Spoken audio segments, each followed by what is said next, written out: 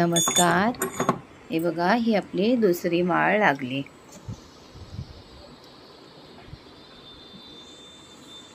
हे सगळं माझं गट बघा, देव बसलेला बघा. आणि हे स्वामी समर्थ दिव्याचं रक्षण करतायत. माझ्या मिस्टरांचा काल वाढदिवस पण होता, तो पण त्यातल्या त्यात थोडासा साजरा केला. हा नॉटी नातू बघा. तू भरव तू भरव तू भरव बस शिव त्याला भरव तू त्याला भरव.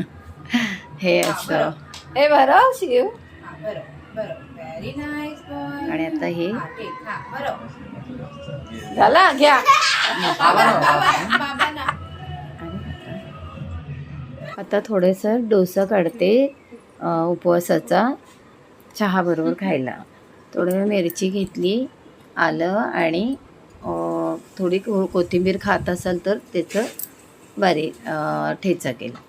आता हे पीठ आहे साबुदाण्याचं आणि वरीचं पीठ बारीक करून ठेवलेलं, ते थोडंसं असं भिजत ठेवलं आहे. त्याचे आपल्याला डोसे बनवायचे आहेत. खात असाल मुगाची डाळ तर मुगाची डाळीचं पीठ पण त्याच्यात घेतलं तरी चालेल. हे आता आपण ठेचा केला ना, थोडासा कोथिंबीर चालत असेल तर घ्या, मिरची आणि ह्याचा ठेचा केला आपण, तो पण मी त्याच्यात थोडा मिक्स केला. थोडंसं मीठ टाकलं त्याच्यामध्ये आणि ते थोडा वेळ भिजत ठेवलं, अगदी 10-15 मिनटं थोडंसं असं, कारण वरीचं पीठ कडक असतं.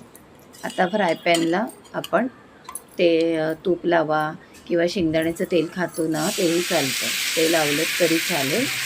आणि असे डोसे काढून घ्या. आता काय मी एकटीच आहे ना, तर 2 डोसे काढते. तर थोडंसं जरा झाकण ठेवूया आपण. पीठ करून ठेवायचं. थोडेसे साबुदाणे गरम करायचे, अगदीच भाजायचे नाही, थोडेसे भाजायचे आणि आपल्या वरीचे तांदूळ असे एकत्र बारीक करून ठेवायचे. जेव्हा हवं आहे तेव्हा भिजवायचं आणि बनवायचे. आता हे दही घेतले. आता आपण कढी करणार आहोत. आजचं जेवण माझं कढी आणि भात आहे. तर हे कढी करणार आहे. कढी घेतले आणि त्याच्यात 2 चमचे राजगिऱ्याचं पीठ घेतले. राजगिऱ्याच्या पिठाने कढी फाटणार नाही, आपली जराशी मिळून येईल, घट्टसर होईल. आता कढीसाठी मटका तापत ठेवला आहे. थोडं तापलं की आपण त्याच्यात तूप घालूया. दही घुसळून झालं आहे आपलं. त्याच्यात थोडं अजून पाणी घालूया. थोडं पाणी घालूया कारण एवढं.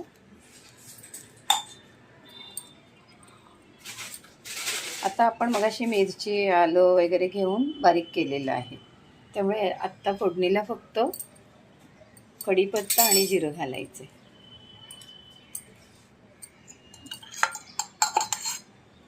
थोडं तूप घातलं, त्याच्यातून थोडं दिसेल तूप घातलं.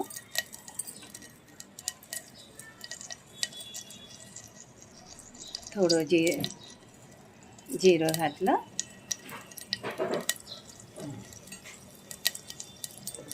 टेस्ट आहे ना, एक मिनिट.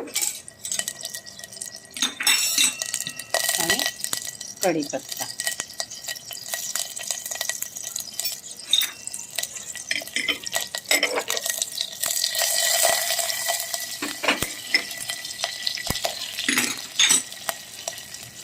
आणि मग आपले हे दही घालूया त्याच्यात.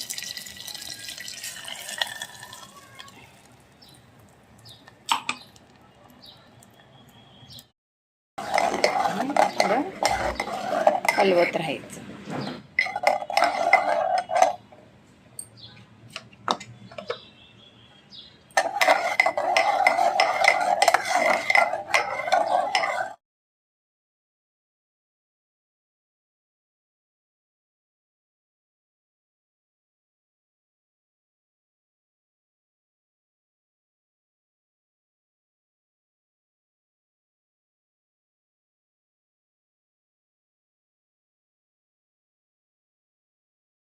आणि नंतर आपण मिरची आलं वगैरे त्याचं केलेलं ना, ते 1 चमचा घालायचं.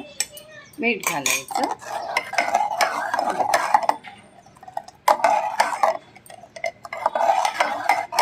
होऊ द्या आधी,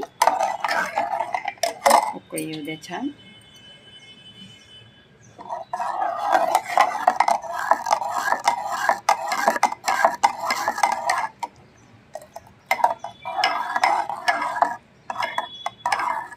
फक्त दही फाटू नये आपलं ताक म्हणून हलवायचं उकळी येईपर्यंत.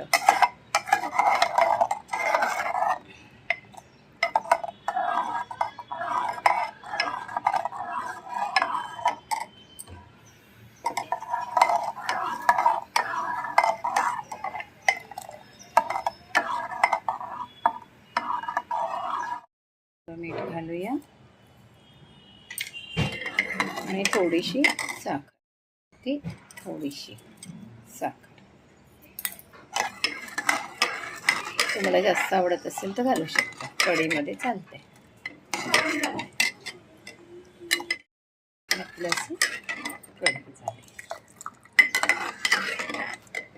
कढी झाली. जर दही आंबट असेल तर थोडी साखर जास्त घाला.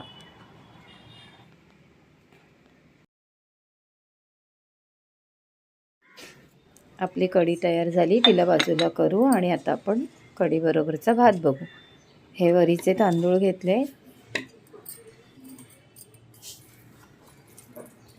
हे स्वच्छ धुवून घ्यायचे 2 वेळा आणि पाणी घालून गॅसवर ठेवायचं.